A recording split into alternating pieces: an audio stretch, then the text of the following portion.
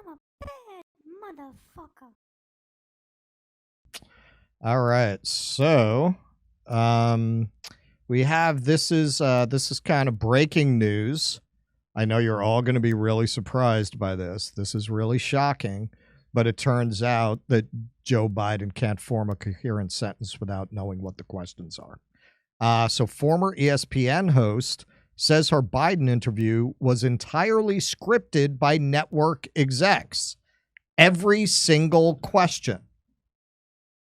Former ESPN host Sage Steele revealed that her 2021 interview with President Biden was scripted by network executives.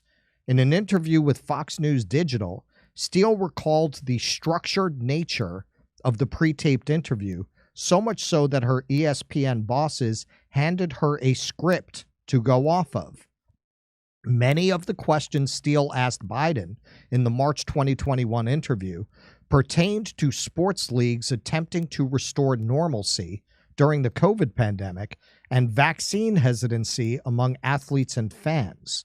Her interview made headlines at the time when Biden supported the MLB's All-Star Game boycott of Atlanta following the passage of Georgia's election reform law. All right, so that's Sage Steele, isn't it? It is Sage. I was just on a thing with her. Whoops. All right, so you did an interview with her too? No, I was on Gutfeld with her. Oh, okay. All right, so let's see. So he was this walking down the street in New York City, he punched. I said that's for our side, lady. No, I like her. She's pretty cool. You know. Monday, I joked this run we were either going to get a Webby or a devastating number of strikes. This show is definitely tipping towards the latter. All right, so let's see how this scripted interview went. Sports and politics cross paths sometimes. That's exactly what happened last week in Major League Baseball. Tony Clark is the executive director of the Major League Baseball Players Association. He said he would, quote, look forward to discussing moving the All-Star Game out of Atlanta because Georgia Governor Brian Kemp signed into law a bill passed by the Republican-led state legislature to overhaul how its state elections are run. So, Mr. President, what do you think about the possibility that baseball decides to move their All-Star Game out of Atlanta because of this political issue? Look at him. Look at him. He looks like the puppet from Jeff Dunham, the old man puppet. Yeah. He's prepared, Yes. but he's still totally confused by the question. But everything Steele said to the president ultimately came from ESPN's C-suite. Steele said she didn't know for certain whether ESPN sent the questions to the White House in advance of the interview, but seemed confident that is what happened. Steele, who last week launched her new podcast, The Sage Steele Show, said her brief interaction with the oldest sitting president was heartbreaking, referring to his mental acuity. Okay, let's see a little more of that. For a wonderful day in sports, opening day for America's national pastime. This was about 2 months after he took office. That was an interesting experience in its own right because it was so structured, and I was told, you will say every word that we write out. You will not deviate from the script and go to the word. Like every single question was scripted, gone over dozens of times by many executives, editors and executives. Absolutely. I was on script and was told not to deviate. It was very much, this is what you will ask. This is how you will say it. No follow-ups. No follow-ups. Next. I knew that this was a lot bigger than just the wonderful editors that I worked with. This went up to the fourth floor, as we said, that were all the bosses, the top executives, the decision makers are the president of our company, the CEO, where they all worked. The big picture to me is that I think it's heartbreaking. I think it's really heartbreaking that the people who love Joe Biden and say they truly care about him have allowed it to get to this point. So I'm not even looking at this from a political angle or my beliefs in anything. This is the human side of it. And when someone is struggling, we allow them to continue to be in the spotlight and put them out there in the first place when they knew there were issues. Of course, they had to know. So it's it's a humanity thing with me where I don't care where anyone stands and what they vote in for or who they believe in. Do you really care about that person? As a father, as a husband, as a everything. No, they do not. Yeah, clearly. Steele previously detailed how Biden trailed off in their pre-interview chat before taping. It was satellite. It wasn't in person. We're having a technical issue. And so I had to BS. I had to chit-chat waiting for us to start rolling, Steele told Bill Maher on his Club Random podcast last fall. Well, what he started to do, of course, he has someone next to him, and they keep a black, curtain over the lens of the camera, so you can't see him until the last second. That's so they can clear his drool cup. But you can hear, and we're chit-chatting, so I can hear him, and he goes, "What is this for?" And he's like, "What am I talking about? Wait, what's that?" This is like a Naked Gun movie, Mark quipped. I was going, "Oh my God," Steele exclaimed. And then he said, "Sports Center, ESPN." And he goes, "Oh, okay." And so I said, "What do you say? Hi, Mr. President. Nice to meet you." And so I'm trying to just fill time. And he said, this part is really sad. I used to play football. And so he started to tell football stories of his greatness. And again, I can't see him. You can see the curtain. He goes, "And I have the best hands." What do you say to that?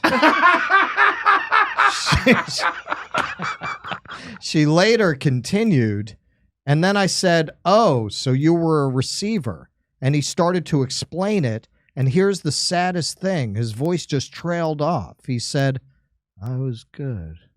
And then he went silent, and he goes, "Never mind." I bet he never played football, too, by the way. That's what I was thinking the whole time I was reading this.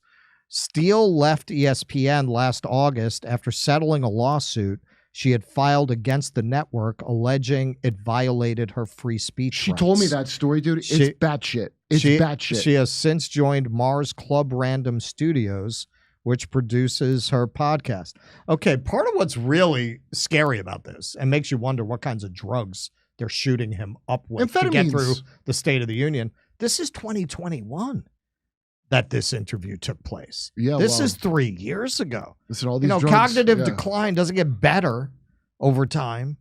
So how are they even keeping him going? They probably got drugs. Remember FTX kid had MSAM, that stuff you never heard of, is like a patch, and if you eat meat, you might die. It makes you allergic to meat now, so we could be alert. It also causes recklessness. Does it? Gambling. Stuff that he did. Agitating World War III. Agitating. Yeah, no. Kind of recklessness. Encouraging a genocidal ethno-state. They've never stopped. I mean, because he's such an obvious. I think their whole deal is to get to the where you can replace Kamala without it looking non-PC or something. So they got to keep his corpse propped up. That is Keaton's theory. Keaton believes they said it on. They're just keeping him going. They said it. Yeah. On Project Veritas, he did the thing where he seduces a gay intern, just blathers the whole thing. Right. And the guy later goes, "Well, you can't get rid of a woman of color." This absurdity of where you're supposed to now worry about the least important part of the equation first. It is funny. It is trash. She's got 3 kids. So that's why she has that humanity for him. I got none for him. Fuck that guy. But it is really sad. You as a person, even if you're the president, you do not matter. The machine is what matters. Right. You're not even you're not in charge of shit. Forget about if you're the president. Look what they did to Fetterman. Look what they did to him. I mean, the guy's brains are leaking out his ears all over unbelievable. TV, and they just shoved him into the Senate. You point it out to friends, and they don't whatever. They don't think there's a problem. His wife reads as a psychopath. She's probably running things. Keaton? Well, with Kamala, it's a mutual thing. It goes 2 ways because, excuse me, my theory is he picked Kamala Harris because he knew that if he picked anyone else, they'd have forced him out by now. Sure. The only reason why the party bosses have not forced him out by now is because they know that Kamala cannot win, cannot possibly win. If he had a vice president who could win, they'd have forced him out. Sure. So Kamala being there is sort of what is keeping him there. And I think that's why he picked her. Well, it will know at the convention. I have been saying for a while, the longer they do not make moves to remove him, the more I think they're just going to roll the dice, try to get him through the election, and then swap him out after he's already elected. Like, if we get past May, if we get into June and they haven't gotten rid of him yet, I think they're going to go for it. I don't think they'll make a switch at the convention. It's because then they'd have to run a whole campaign for a new person. I don't think they would do it that way. I think if you get to June 1st and Biden's still the candidate, I'll be surprised if they swap him out. Anybody? I think it's going to be just what that guy said on his date. I think he's going to be like, they're like, now we can safely somehow replace Kamala Harris. Didn't the guy say it has to get to a certain point, like past the I don't know what, the general, not the general election, the primaries, or? Well, they have to do the primaries are over. He clinched it. Yeah, what are they waiting for to get rid of Biden? I mean, that was a tough battle with them not allowing anybody to competing people to get on the ballots. It's amazing. No one else can do it because we put everything on this guy. So they got to just drive him till the wheels fall off. Well, did you see RFK was on CNN and they asked him about the threat that Donald Trump constitutes. And he actually said, and I'm not a fan given his Israel position, but this is what makes his Israel position so heartbreaking, because he'll go on TV and say, well, no, I mean, Joe Biden has used the power of his office to deny me secret service detail. Yeah, right. He's used his power to keep people off of the ballot. He's weaponized the Justice Department and the IRS. So I don't think you can make an argument necessarily that Trump is a greater threat to democracy. Well, has Joe done any of that? I mean, it sounds but yeah, his I don't think so, but his people have. Clearly the guy does not know what's going on or where he is. The Jake Sullivans are running that way. Yeah, right. It's probably Blinken, Sullivan. Who else? Sullivan and who just a side note, we're not going to cover it. But Obama. Blinken had to change planes because his Boeing wouldn't take it wasn't safe. They had to put him on a different plane.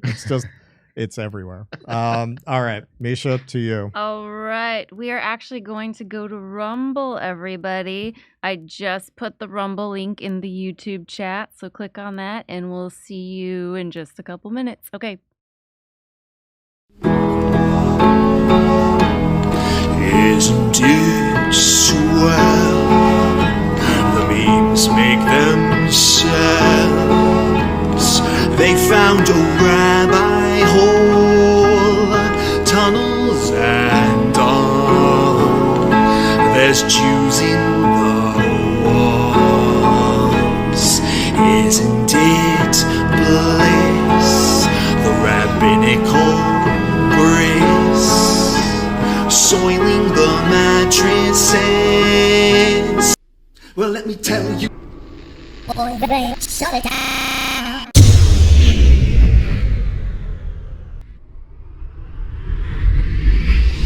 If I were Rabbi Shmuley and diddle diddle diddle digga digga diddle diddle dum, all day long I'd diddle little bums. If I were a Shmuley man, I'd peddle all my dildos, dreidel dildos, selling dildos with my daughter and her mum.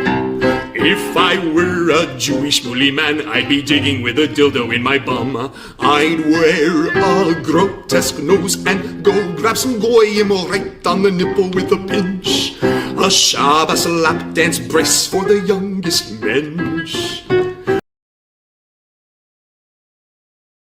So I want to tell you about Field of Greens. Now, you're supposed to get 5 to 7 servings of fruits and vegetables, which I guarantee you I do not. But if you take this, you can get them. Take a scoop of this, you put it in water, you put it in a smoothie. When I put it in water, I like the way it tastes.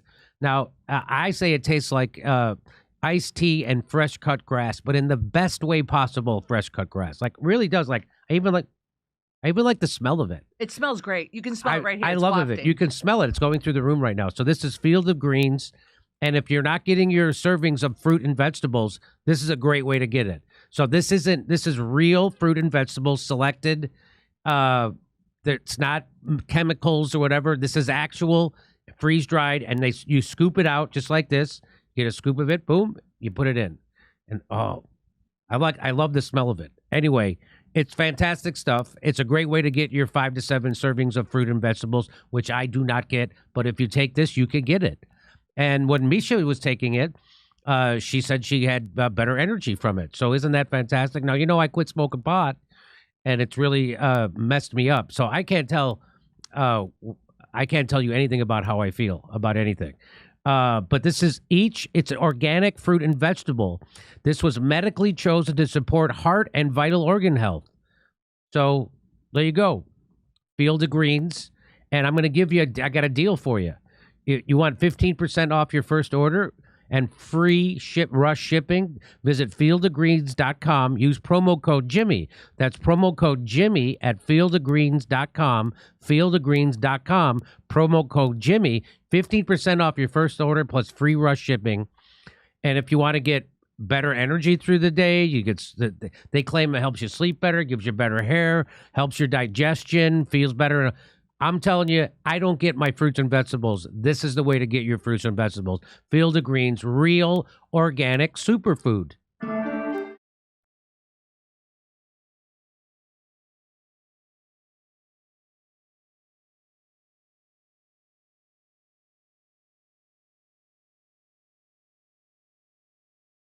Hey, thanks for checking out our YouTube channel. Subscribe by clicking on that button down there for more AM Joy and the rest of MSNBC. And click on any of the videos right here to watch the latest interviews and highlights. And you can get more videos from MSNBC for free every day with our newsletter. Just visit